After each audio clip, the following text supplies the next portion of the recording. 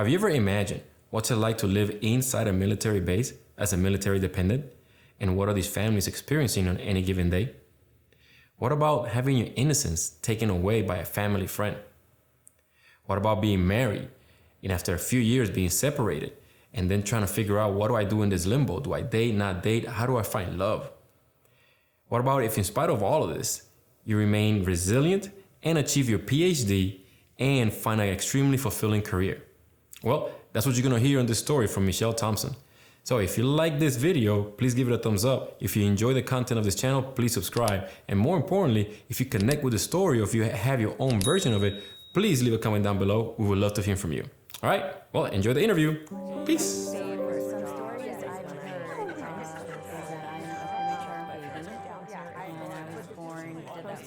Hi. Hi. Thank you for doing this. All right. Thank you for having me. Absolutely. So what is your name? What is my name? Michelle Janice Thompson. All right. Or now, Janice Lopez Thompson. Sorry. Awesome. Where were you born? Where was I born? I was born in Mobile, Alabama. When were you born? When was I born? I was born in 1980, May 29th. Okay. Any stories you've heard about your birth? Not necessarily. Any stories I've heard about my birth? Not necessarily. My mother said it was a fairly easy birth. I was always a pretty quiet baby. I don't know much about Alabama. I was only born there. My father was in the military, so we didn't stay there very long. We kind of bounced around for the first few years between Alabama, South Carolina, Georgia, and then landed in Jacksonville, Florida when I was about 3 or 4 years old. Okay. All right. That kind of brings me to the next question. What's your father's name? What's my father's name? Jose Thompson Jr. Okay. And where was he born? Where was my father born? My father was born in Meriwether County, Georgia, which is near, I guess, in Warm Springs, Georgia, if I remember correctly. Okay. Do you know his, when was he born? When was my father born? August 16th, 1960? Ooh, 60. I think 60. My mother is 58. Yes, I think. He'll be 60 this year, so if I can do the math, then maybe that's right. Might be wrong. 59. Shoot. 59. There we go. August 16th, 1959. My dad was born August 17th. What? Yeah. Look at that. Are they Leos? I don't know. So, what was your dad's occupation? What was my dad's occupation? My father was in the military, in the Navy. He had various jobs within the Navy. Mostly, I think he came out as a diesel mechanic engineer. And he did that up until I was probably about 11 or so. And then he had various odd jobs as a side mechanic until he landed the job that he's at now for the past 20 years as a diesel civil engineer. I could be getting that very backwards, but it's diesel mechanics, it's civil. He's an engineer, a chief engineer for a dredge and dock company. How was life as a military child? How was life as a military child? It was very atypical to other children, I think, because we never left. My mother, I guess she said that she moved around a lot when she was younger, so she didn't want us to have to move, so we stayed on the base. And I think it was still very transient in the sense that all of our friends were always leaving. So we had all these various military aunties and uncles that I still call them my aunts and uncles, and later in life I found out they weren't really, but they were there when we were born, you know. They were just a military family and the cousins and et cetera, but they always ended up leaving and coming back. So that was a little different. So yes, living on a military base as what people would call a military brat, but not necessarily because we stayed stationary for those years. Okay. Now, what is your mother's name? What is my mother's name? Irene Lopez Boston. Okay. And where was she born? Where was my mother born? In New York. Don't recall where. She was born in New York. You know when? When? When was my mother born? January 20th, 1957. I always remember they're 2 years apart and she's 2 years older. And what's her occupation? What's my mother's occupation? She is a social work case manager. Yeah, and she's been doing that for as long as you remember? She's been working as a social work case manager at least for just about 20 years. It was probably right around when I left for college, or just before I left for college, she had that position. Prior to that, when my parents were together, she was a stay-at-home mom, and she used to babysit all the military kids. So that was the grouping of the family, because they were there every day, all day, because she had the daycare. And then when my parents got a divorce, I want to say for a few years, my mother worked in like various receptionist positions until she got the position as the social work case manager. So when did your parents divorce? When did my parents get a divorce? It had to be around, let me see, I would say 90 or 91. I was probably like 10 or 11 years old when they divorced. Do you remember, how it happened? Do I remember how the divorce happened? I don't remember all of the details as far as what that divorce entailed. I just remember the aftermath being just really traumatic. My father, I remember that's why he essentially got out of the military, because once the divorce occurred, in a sense, I think he was up for renewal. If I remember him telling me he didn't want to have to be transferred elsewhere and not be there for his weekends. So he took, that was quite a big career change for him, to decide that he wasn't going to be in the military anymore because he didn't want to get shipped off somewhere and then not be near his kids. I just remember having to move off the base and into this community, and it was just so weird. And we were a fighting family. We were just angry, not understanding what that meant at that time. Me, my brother and sister were just very angry. My mother was very angry. I think I know it was a depression at the time, going through just then having to get a job, and in that she was a stay-at-home mom, and I think that was very frustrating for her. And we didn't necessarily get any help or any counseling. It just very angry kids who got in a lot of trouble, and there were a lot of fights in the house, and police were at our house almost every other day. My brother got into trouble. I just remember it being a very difficult and very angry time.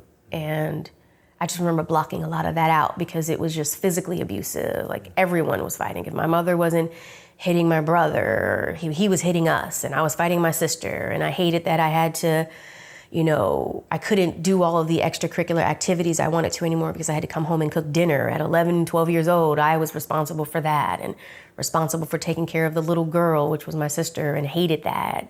So it was the whole world was just uprooted, and we didn't necessarily understand it. And at that time, I just don't think that my mom or my dad could explain to us what was happening and why, and to really say, hey, we really still really love you, and we want you guys to have the best opportunities, but we can't do this anymore. And it was just really ugly time. Mm-hmm. That kind of brings me to a question with your siblings. What are their names? My siblings' names, well, there's several of them. So I mentioned a brother and a sister. So growing up, I was raised with one brother and one sister. My mother had a son before she met my father. My father was her second husband. So my oldest brother, his name is Tyrone Maldonado. And then my father had two when he met my mother, and they're also older. So that's Tyrance Russell and Latanya Strozier. And then comes me, and then my younger sister, Sonia Thompson. Well, I apologize, she just got married, Sonia Gordon. All right, now, where did you grow up? Where did I grow up? I grew up in Jacksonville, Florida. So I spent pretty much it was either around 3 or 4 years old for me when we moved there. So that would be about 83, 84. And I stayed in Jacksonville until I graduated high school. Okay. And describe the house you lived in. That's a difficult one. Describing the house I lived in is a difficult question because we moved around a lot. So once we left the military base, and of course when my parents divorced, that stability was gone. So from, I think, up until the age of 14, I lived with my mom, and we lived in I believe two different places. And as I prefaced, we were just angry. So it was really bad, and I got kicked out of my mom's house, and I moved in with my father. And I remember moving in with him into a place, and we moved several times, 2, if not 3 times. So neither one of my parents ever owned a home until I left for college, and it was really cool. My dad finally bought a home, and now he has several properties, which is awesome. But growing up, we didn't really have, it was like still being in the military and that we were always moving. And that was pretty much it. Okay. Describe the games you played as a kid. Describe the games we played. I remember we played a lot of Monopoly. I remember a time when we would have Monopoly would be several days worth of Monopoly. We'd go to bed and wake up to continue the game for the next day, and then it was just all night. I remember playing house and dolls, and I want to say that's it. It's interesting. I try to remember my childhood, and it's difficult because I know that I blocked a lot of it out because it was a really rough time. So even when I meet people and they're like, oh, we used to do this, and I'm looking at them I really can't. I just completely blocked a lot of it out. Well, since you blocked it out, let's see if you could describe it with one word, and what would it be, and why? Describe my life or childhood? Your childhood. Describing my childhood with one word, and what would it be?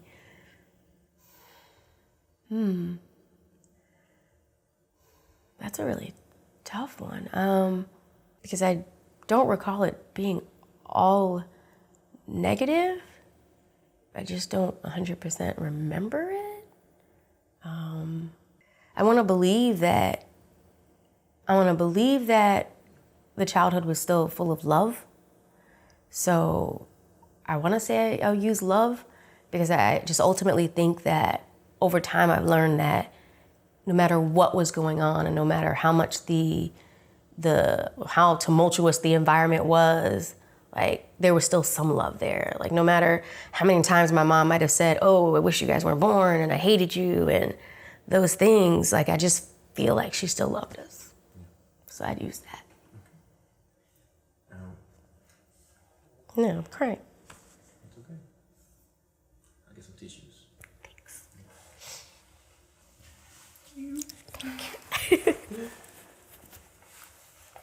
Comes ready with the tissues. Okay. That was a tough question. I can't. Yeah. Can you describe what came up for you now after sharing? Describing what came up for me, I think, just trying to remember and really being sad that I don't. Just hurt that I remember a lot of the pain and a lot of the arguments and the fights and the physical abuse and the verbal abuse. You sometimes think you've gone past that and you've worked through it. And even as a therapist and taking and going through therapy, sometimes you just kind of forget and you get just re-traumatized a bit by those things, because I really wish I would have held on to a lot more of the good stuff. And that's fate. Describe what sort of things your family celebrate growing up. What sort of things my family celebrated? Well, we did birthdays. So yeah, I remember birthdays, not always having a huge party like they do now, but we celebrated birthdays, we celebrated Christmas. I want to say that was it, just maybe the major holidays for the most part, and learning just some of the other cultural holidays, we would try to celebrate those too. Yeah. Okay. Yeah. Describe a typical Christmas or holiday. Describe a typical holiday, or we'll go with Christmas because that would be a big one. And I still love Christmas, and I still do as big as I can for Christmas. I remember just always the garlands and the tinsels and decorating the tree was the most awesome thing ever.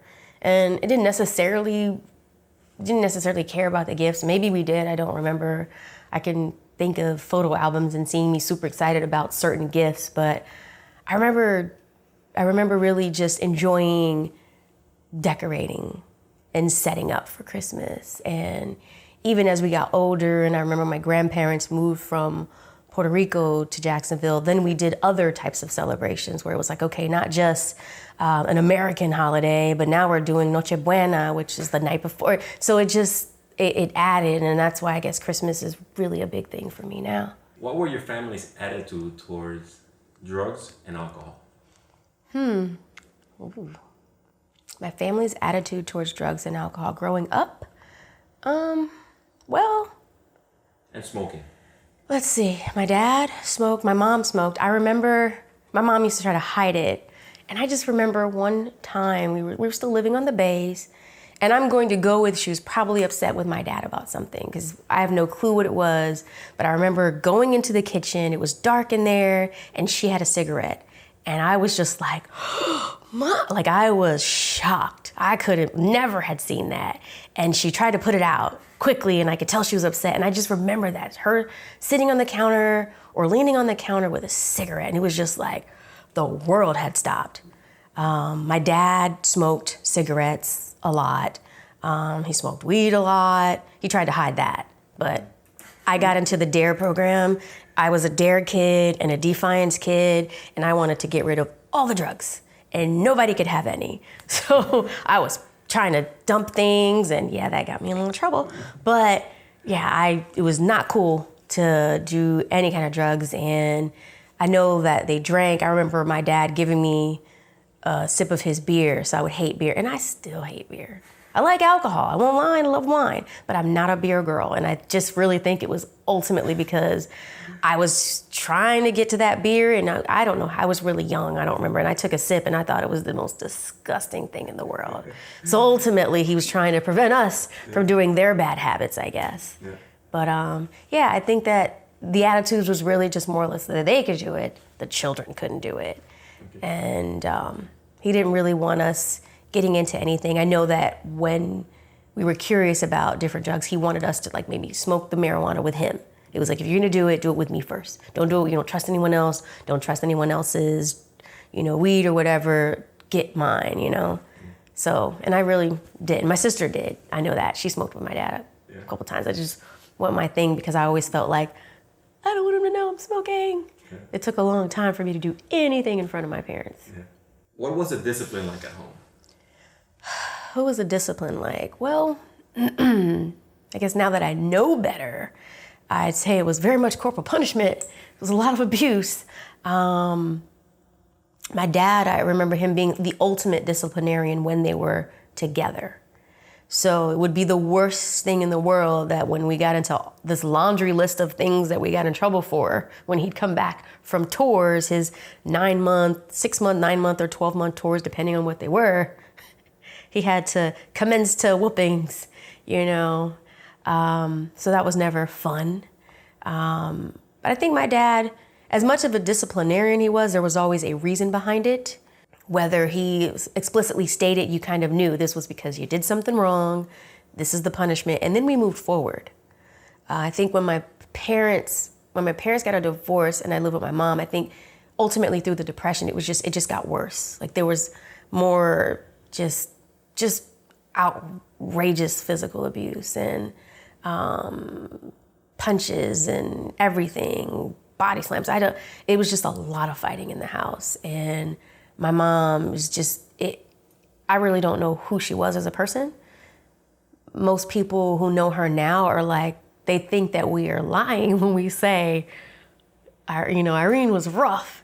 It was terrible. It was a nightmare. And I think the discipline ultimately, we then began to just, I guess, discipline each other at that point because we were just fighting, fists, open hands, like it was bad.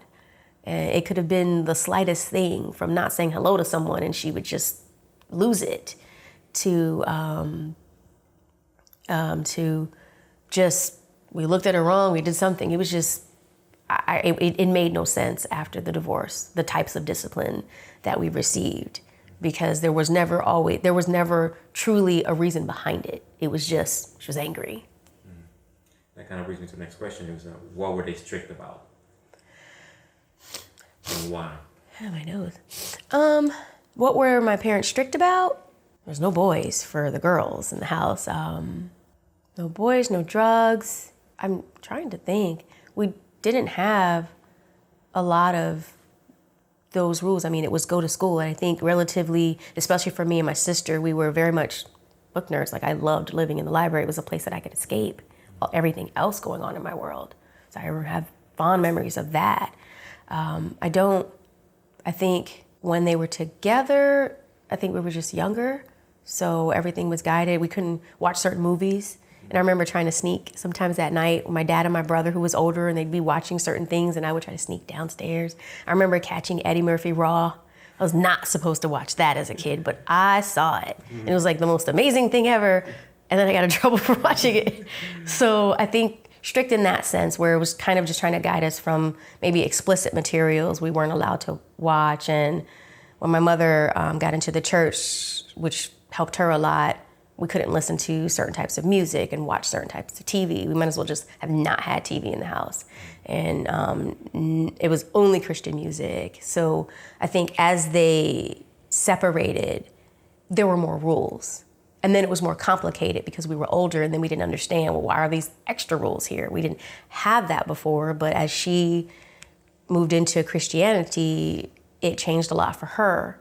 And then my dad, as we got older and we were developing as young women, it was no boys. That was it, no boys. So maybe strict in those sense, but I think because we did so well in school, we had some freedoms in that sense. Now you mentioned that you love to go to the library, to escape what's going on. So can you share, what did you want at home so you didn't have to escape? What did I want at home so I didn't have to escape? I think at the time, when I lived in the library for the most part, it was elementary and or middle school. So maybe, and I'm not really sure, but it could have just been because I do recall a lot of arguments when my dad would come home.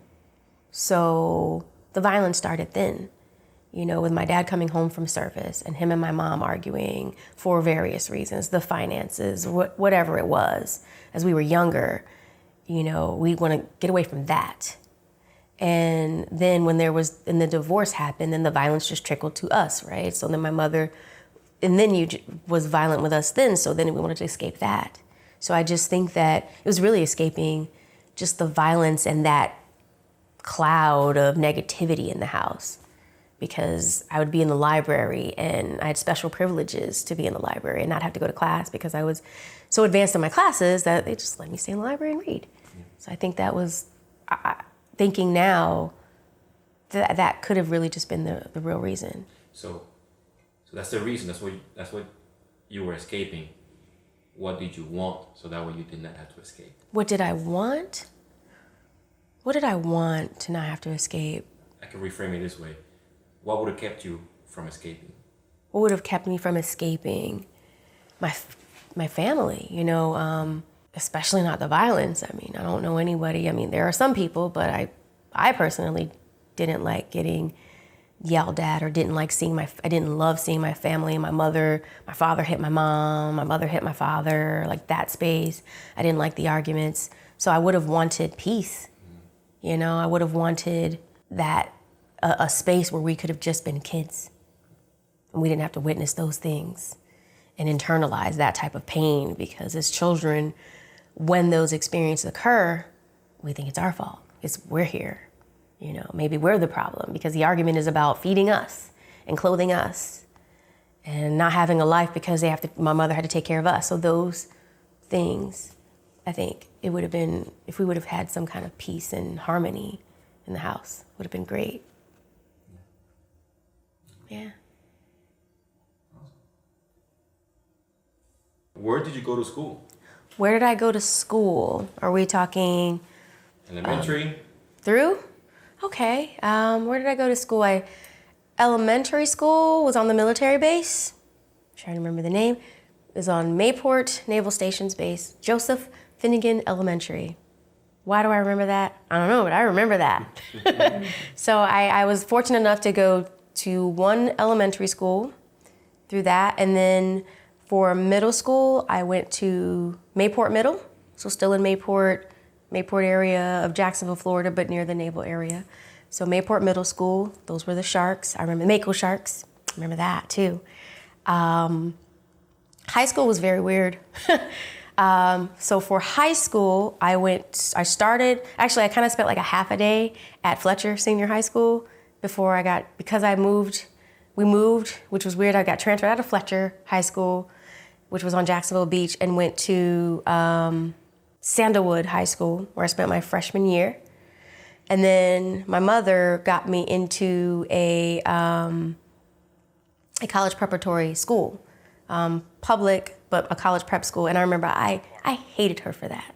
I have to say, thank you, Mom, now, because I'm very grateful now. But I was very angry with her for taking me out of Sandalwood and sending me to this prep school. But now I know she had a future. She thought ahead when we don't think ahead. But so Sandalwood was my freshman year. I had to spend a summer at Inglewood High School so I can catch up on algebra before I started this new school. So ultimately, 10th, 11th, and 12th grade, I went to Stanton College Preparatory High School, go Blue Devils, which I think they have a new mascot, but we were Blue Devils then, #1 in the nation at the time. Just put that out there. Very proud of my school then. But I graduated class of 98 at Stanton College Preparatory High in Jacksonville, Florida. Right. And then after high school? Oh, that's important too. All that extra stuff.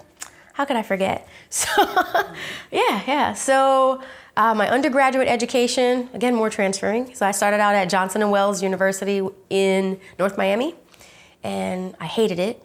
Not that it was a bad school, but it just wasn't the school for me. Coming from Stanton College Prep, and then I just felt like it was a cakewalk. I partied every night and partied until 6 a.m. to be on time to my 7 o'clock classes. So that school just didn't stimulate me. It didn't challenge me. It wasn't my right space. So I ended up transferring, and I started out with international business and law.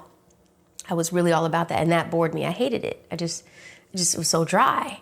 And I took an intro to psychology course, and it was just like light bulbs and magic. And I was like, ooh, people, nature, human behavior. And they didn't have the major there. So it was just more reason why. I was like, oh, perfect, I can leave this school. And I transferred to Florida International University, go FIU. I'm a Panther all day. I'm a straight cheerleader for FIU. So I went there to FIU, graduated with my bachelor's degree, went out in the field and worked, came back to FIU, graduated with my master's in science and psychology, so bachelor's in psychology, master's in counseling psychology. Then I worked out in the field and I went back to FIU because I just love FIU, I don't know. Went back to FIU and graduated with my doctorate in social welfare. So social work, so PhD all the way. So FIU all the way, and here I am. All right, beautiful. Yeah, yes. Thank you. Yes. Yeah. All right. So, did you have any favorite teachers? That's so funny. My favorite teachers. So, funny story. My very favorite teacher is Miss Pat Underwood. She wasn't my teacher. She was my brother's second grade teacher, and he actually got held back, so we had her twice. And she let me live in the library. So she was my favorite teacher in elementary school, and it's so cool because the Facebook is so awesome. He got connected with her, and we're all connected with her, and we communicate all the time. And Miss Underwood was amazing. She's still amazing. I know she's retired now, but still, she still reads and has book readings, and she was like the best. I'll never forget her. And I didn't have her as a teacher, but she was like amazing. I remember another teacher, Mr. Rushing. He was my AP history teacher in high school. I hated history, but he made me love history. So much that I ended up taking AP, passing it, taking the test, passing it, and not having to take it in college. And it was European history. He was just an amazing teacher. He was a great one, I find. And I just remember him sitting at his desk all the time with his coffee cup, which we all thought had alcohol in it. We were pretty sure. Who knows? But to deal with us who at that time at this prep school thought we were smarter than everyone else in the world, right? So I probably would have had a little alcohol in my cup too to deal with that. But I just remember Mr. Rushing. I don't know why, I remember him. He was just a really laid back guy, and he, for whatever reason, he made me love history and really want to dig into these different wars and why they were started and you know, how we're never not in war and what that really means. So I don't know why I didn't have history as a major, but he was just great. Out of all the teachers, and there are several others, but I don't know why, I just really always remembered him and Miss Underwood. Now, any teachers you did not like? Whoa. Any teachers I did not like. I remember it was my first year at Stanton, and coming in was already difficult because I'd say 90% of the students there went to middle school together at a magnet school, so they all knew each other. So I felt really outside and trying to find friends there. And I remember I want to say it was analytical geometry and trigonometry course. And every morning she would play the radio in her class, and her name was Miss Turner. Her and her husband taught there. And I remember they lived on a sailboat or a houseboat, which was like the most weirdest thing and the coolest thing at the same time. But I don't say that I hated her, but she would play these songs and they were very racist. And this was her morning music to get ready for class. And me as a child, as a mixed race child, a black child, coming into her classroom with other black children at a school that is a historically black school. It was a school for black children before segregation. Like, this is a historic school. She would play this very racist music, and I can't remember who at the moment, but the songs were overt, very overt. They said things, you know. I mean, you knew that they were talking bad about Indians and, you know, indigenous people and black people. And it was whatever this music was, and she loved it. And I just think she was oblivious to it. And she treated us, I just felt like she didn't treat us very well in the class, the black kids, you know, and that was really heartbreaking. Like, I just remember having a very terrible experience in her class, and I loved math. So it was like, I was great at it. I love algebra, geometry. I loved all of those things, and I love stats, even though it's challenging. But I just remember her class being like a very terrible and negative experience. And many students would talk about her in her class and how she treated us in her class. I remember that. Another teacher or professor that I just don't care for, and I don't know if I just feel like she was just a terrible person during my doctoral program. I remember sitting in her office, and she literally told me that you don't belong in this program. You should drop out. You're not gonna make it. And I just thought she was just the most terrible person. And someone brought a different perspective to me and said, well, maybe it's because she's thinking like, if you tell someone you can't do it, they'll do it, this whole psychological reactance thing. But I just felt like it was just coming from a very ugly place, and she's just a very ugly-hearted person. And it was multiple people that would have that experience. And at one point it was like, is it to all the black and brown people that she's saying this to? But then there were some other women that I would hear this from. So I just don't know I never could understand and never wanted to bother to get into her reasonings, because she just made me feel just terrible. And she made many other students in the program cry. You know, I just wanted to come across the table and choke the shit out of her, excuse my language. But, you know, I have class in some ways, you know, but I just felt like, how can you tell people that and know that it breaks them down and tears them down? And is it because you're racist, or is it whatever it is, you know, figure out that not everybody needs that communication. I think she just kind of felt like maybe that was her way out. I'll never know her reasoning, but and I don't want to put her name out there, but to this day, like I may say hello to her and that's about it.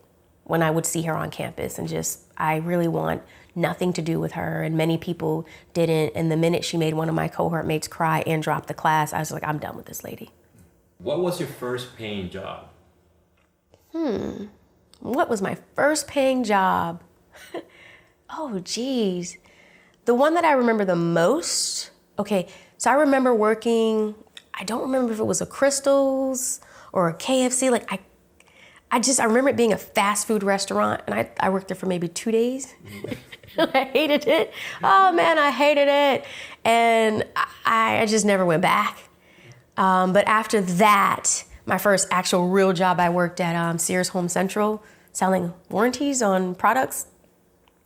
And that got me through high school and helping out my dad, pay bills and everything. I remember that. And I felt I had to wear, dress corporate. We had to wear business attire. So I couldn't wear all the cool things that everybody wore in high school because I had to go to work right after school. So I remember that, being there for 2 or 3, 4 years maybe. That was my first job, and I was working 33 hours a week. And in high school, at a college prep school, taking AP courses, and I had to go to work. So the real world hit me early. Wow. So, with that said, yeah. From all the jobs you've had, which one is your favorite and why? Man, which job was my favorite? See, I've had so many different jobs. That's a toss one. Can I give 2? Because I'm thinking, depending on where I was in life. So I worked at the airport, and I was a gate agent for a small commuter airline. And I loved working there just because everyone was so chill. Everybody was laid back. I guess that was during my getting high days. So we would have to go and take care of the flight passengers and check them in and get them on their flight at like 3 a.m, crazy hours. And then we'd go get high on the beach all day. I think that was the most fun just because it was, I got high a lot and drank and hung out with really cool people. And we'd see the pilots come in and, sometimes go out on the test flights. And I got to fly technically for free so much, which was awesome. And I went to the Bahamas like sometimes twice a month, Key West and everywhere. Like, it was great. I think that was one of the most fun just because I met amazing people from all over the world working there. And then the second one, not fun, but it was just crazy. I worked crisis. So I did, as a therapist, I did crisis work, and we would respond to active youth who were either suicidal or homicidal or just behaviorally acting out, and we tried to de-escalate the situation, or we'd have to hospitalize.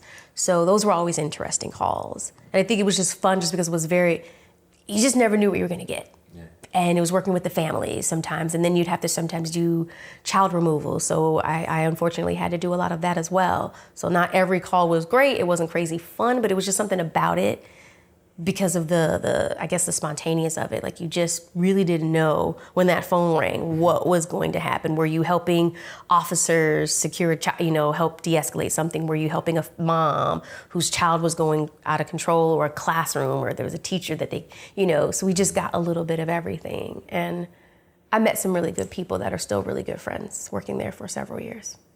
What was your least favorite job? Crystals? Yeah, probably. I was there for 2 days. Crystals are, I remember it being on this corner, and there was I just don't remember where, and I had to sweep. Like, my job was to sweep. I hated it. I'll say that, yeah. That was the job I hated the most. 2 days, I was done. I was like, I hate this. I can't take it. Sweeping the floors was just not okay in my world. But I think every other job I've had in various sectors of industry, I've always found something very enjoyable about it. Pretty much.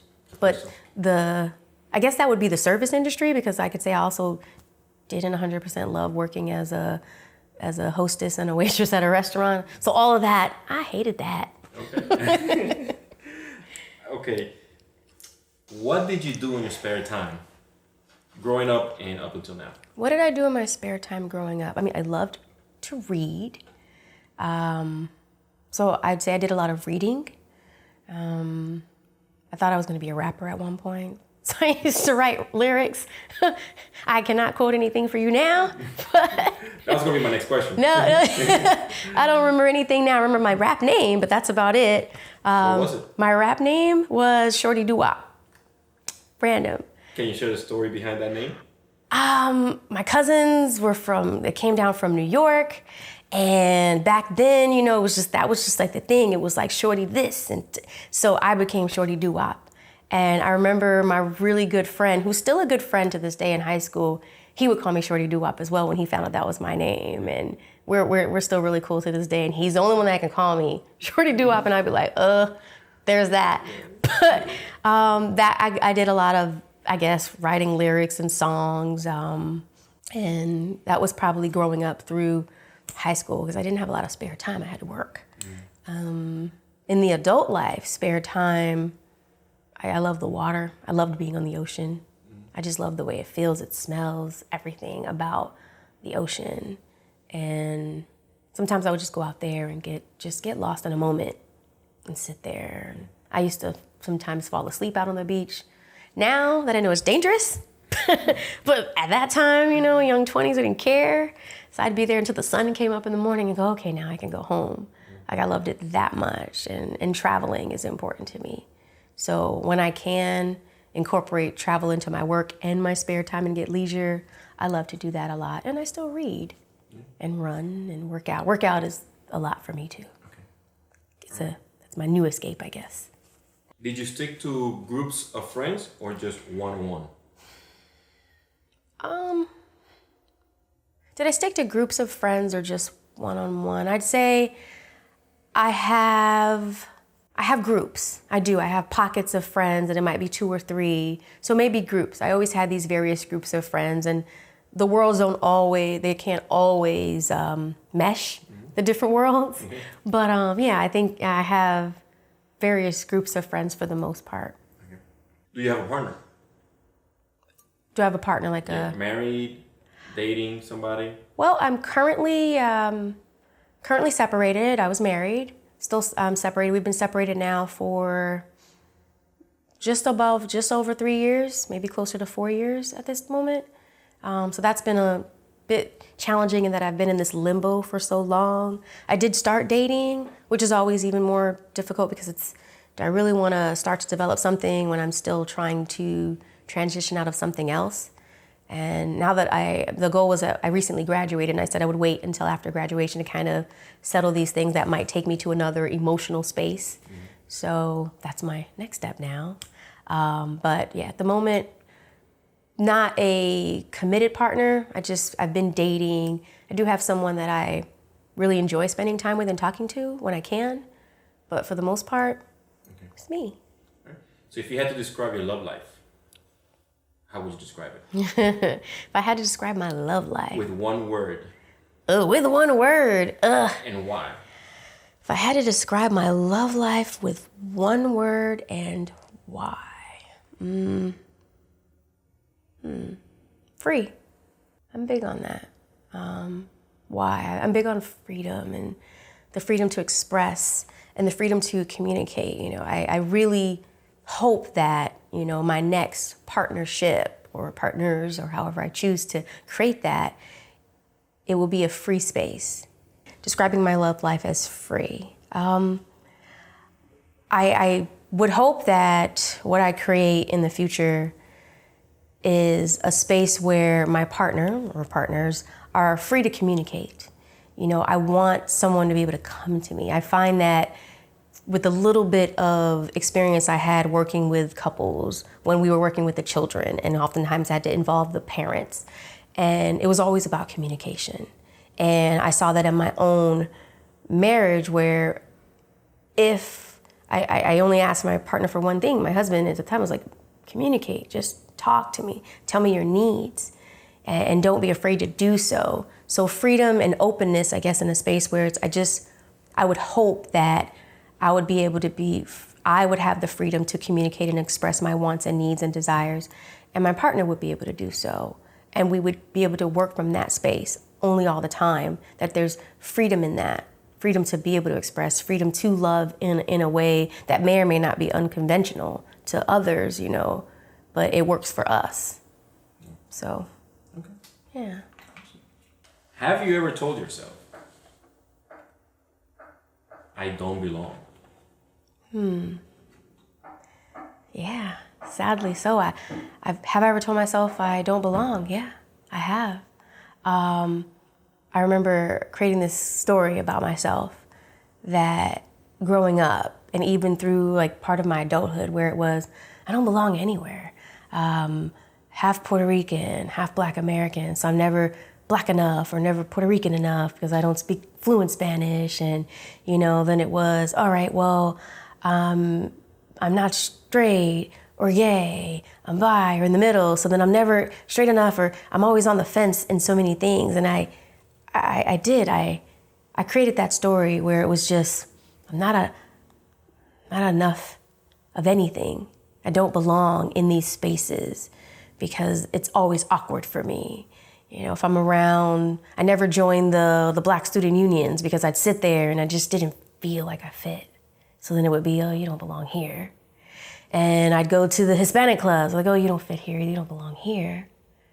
So I found, even with kind of going back to the question about my friends, I have these pockets of friends, but I'm always just me. And I've always been that way because I always felt like I don't 100% fit or belong in any of these spaces, just enough to have some type of context and, I guess, connection. But I've always pulled myself back to where I don't belong in these places. And it's sad and funny in that when I went to this place where I'm being recruited for employment, and I sat there and I had like this moment of imposter syndrome. I was like, I don't belong here. I did it again. Like as I sit here and you ask that question, I think I just did it again. Because I sat there and I literally went to my hotel room and I damn near cried for a minute because I'm like, I don't belong here. Why did they give me this job? Duh, because I did the work and I filled out the application and I competed for it, but I literally sat there and told myself I don't belong here. What kind of person would belong? What kind of person would belong? In all those places you told yourself you don't belong in. What kind of person? A person who is open and kind and receptive and I would say loving and like who I guess knows their worth to be there. If that answers the question. What kind of person? I felt like smart, who has all these accolades in their background to be at this prestigious institution. Yeah. And I guess I have them. I guess I am. Loving, and I am those things. So when do we get to that place where we start to doubt it and that little devil on the shoulder that's like, you don't have these things, and then you go back and say, but I do. And why do we forget that we have these things? That's a question, but it's a question and a statement that I get to think about. Yeah. Next question. That's a good question. That was a great question. This is another one. Oh, okay. Have you ever told yourself there's something wrong here? Have I ever told myself there's something wrong here? Something wrong here, something wrong here. Yeah. Many a times I've told myself that there's something wrong, I think. And it's funny, sometimes we tell ourselves that and it's probably right, there's something wrong, where our intuition is really tapping into something and then we choose to ignore that. And then we get into these spaces where it's like, hindsight is 2020. A specific example of where I've told myself there's something wrong here. Perhaps the first time you ever. I don't know why this memory is coming up, which is weird. It was traumatic, I guess. I remember my mom's friend, this was around I was probably 13 or 14. I don't remember if I turned 14 yet, but it was that year, that freshman year. And I think, I'm trying to remember. I don't believe I was 14 yet. And my mother had a friend, and it was a couple, and they had 2 or 3 young children. And the mother had just had a baby. And for whatever reason, she was still in the hospital due to complications, and the infant was sent home with the dad, who already had 2, if not 3 other little ones. I don't remember if there were 2 little girls or 3. And I remember him asking me to babysit so that he can do errands or something. And I came into the house, and he was showing me around, and was like, oh, just, watch the baby. Baby was only a couple days old, so it was nothing I could really do but just kind of sit there and just to keep the girls. And the girls were playing with my sister, and he didn't leave. I remember, I don't know why this is coming up. I remember him closing the bedroom door with the baby in the room. And I just remember all of a sudden, like, he was kissing on me, and I knew it was wrong. And I kept going, it's not right. But then it felt good, which was also confusing for someone going through hormones and going, but things in my body are liking this, but it's not okay. And I just remember really just being like, there's something wrong here. And I couldn't stop him. And I just remember him laying me down, getting off most of my clothes. And I kind of was then saying no. At that point, it was just like, okay, no. And I remember him kissing on me and then performing oral sex on me and making me lay there. And I didn't know how to stop it. And I just remember him trying to penetrate me. And at that point, I think I snapped out of it. It was like, oh, there's something wrong. And I remember kept pushing him, and he was trying. And then his daughters started banging on the door downstairs, and my sister, and they were banging on the door and banging, and I'm pushing him, and they're banging. And he got frustrated and went downstairs he opened the bedroom door and opened the door down the stairs. And I just remember running out the door right behind him. And I didn't say anything. I didn't say anything to my mom, my dad.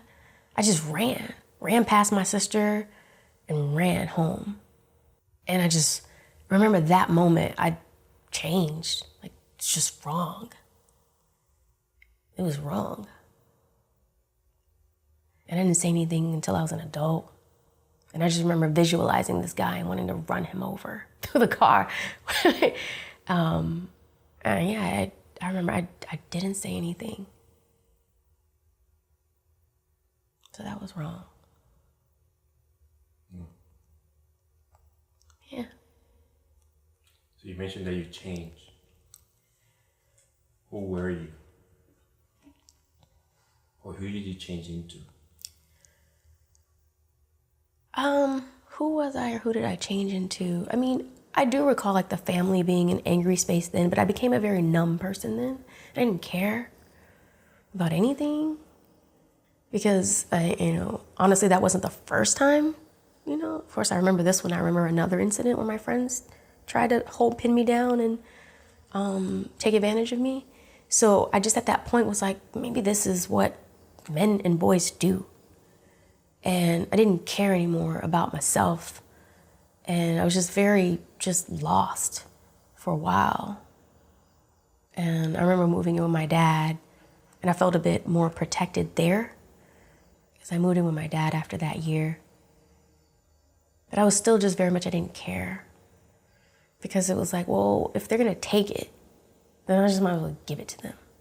And I tried to hold on to like that sense of innocence for a while. And then I just remember kind of getting to college and just losing it. And just going, okay, if you guys want it, here. And that was really a bad place to be for a while.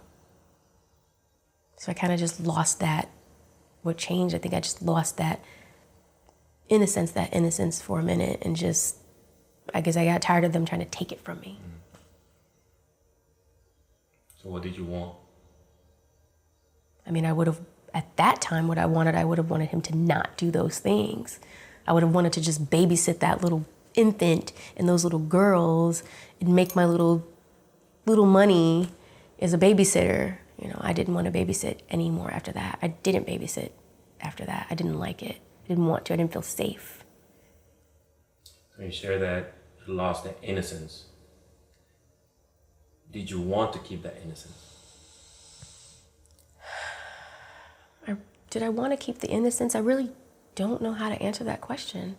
Because it was, it's that space where you don't even know you have it until somebody takes it.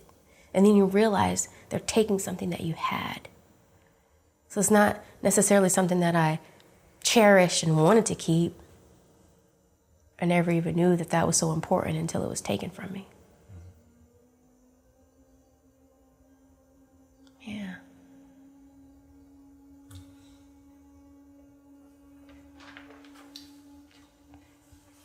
I'm okay. Doing awesome. Thanks.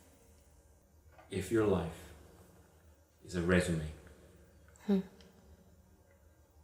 until today, what do you qualify for? Ooh. If my life is a resume up until today, what do I qualify for? Is it a job or a... I qualify to be, I feel like I qualify to be loved and respected and cherished. I qualify to have meaningful, impactful relationships and friendships. I qualify to have trusting circles and friends that are family. I qualify to have that. I qualify to have a life that's fulfilling, that I can impart knowledge and this love onto the next generations. Yeah. Who are you becoming? Who am I becoming?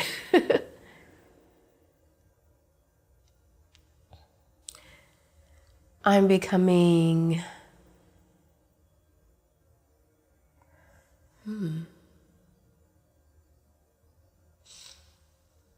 I'm becoming a worthy individual, a loving person. I'm becoming a great friend and mentor. I'm becoming an amazing partner. Great researcher, I hope. I feel like I'm becoming that. A great teacher. Last question. Last question. So, let's fast forward 100 years from now. Ooh. Because hopefully this won't happen anytime soon. But it will. It means that we're gonna die. What's being said in your eulogy? What's being said about Michelle Thompson? What is being said in my eulogy? I would hope what is being said is that Michelle Thompson was a great friend and a great leader, someone who cared for everyone from the young to the old, someone who looked out for her friends, her family, and everyone in between. I would hope that eulogy states that, I would want that eulogy to state that Michelle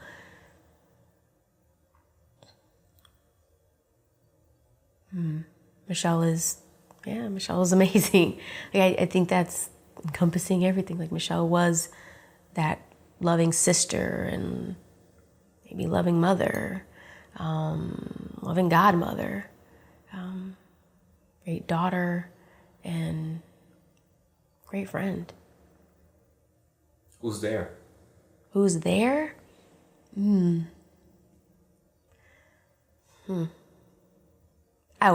Let me think. Who's there? Who's there? And that you hope, who's there? Who's there? Well, I don't want to outlive my parents. I'm like, who's there? My partner or partners. I'm open. My children, and that can include my actual children or my students, right? Because I love to teach. Who's there? My family, my friends, my coworkers,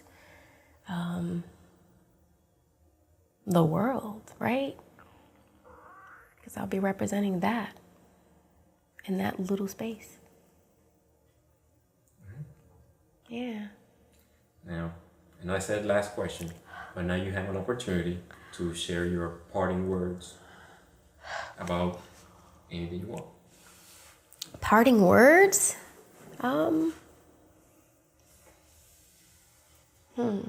Wow. So I'm here, and this is my story, and it's not over yet. So I'm looking forward to the next chapters and what's to come. I'm excited about that. Yeah.